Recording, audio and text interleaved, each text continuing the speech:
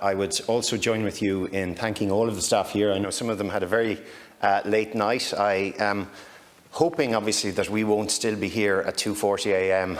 Tomorrow morning. I'm quite certain the clerk is confirming that. But again, to thank all of the staff for facilitating us, and indeed for the Ceann Comhairle for the opportunity to use this chamber. For me, it's been a particular honour. I've got to sit in this chamber now for more days as a senator than I did as a TD.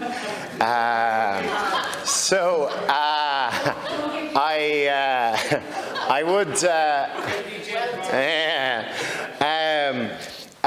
as this is the last day before the summer recess, and although the Houses are not sitting, I think that there are cheap headlines by certain journalists who seem to suggest that members of the Oireachtas are going off on 6 weeks holidays.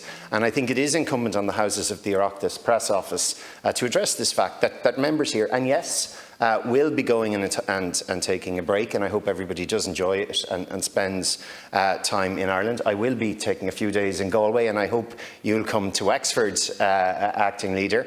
But I think that the misinformation, that the idea that because the Houses aren't sitting, that members aren't working, that's just nonsense. I know that people here will be working on policy, will be meeting with different groups, will be dealing with individual representations, and I would ask that the Houses of the Oireachtas would look at addressing some of those misleading headlines.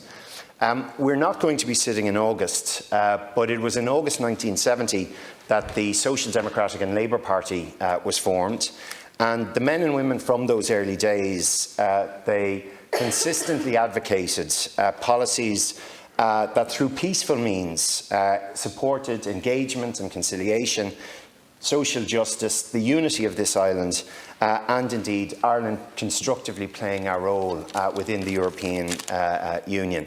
And it was leaders such as Gerry Fitt, Seamus Mallon, Austin Curry, Breed Rogers. They charted a difficult position, but ultimately it was the position that was advocated by the SDLP that underpinned the peace process. And of course the SDLP was led by for a long time by John Hume, the person whom I consider to be the greatest living Irish person.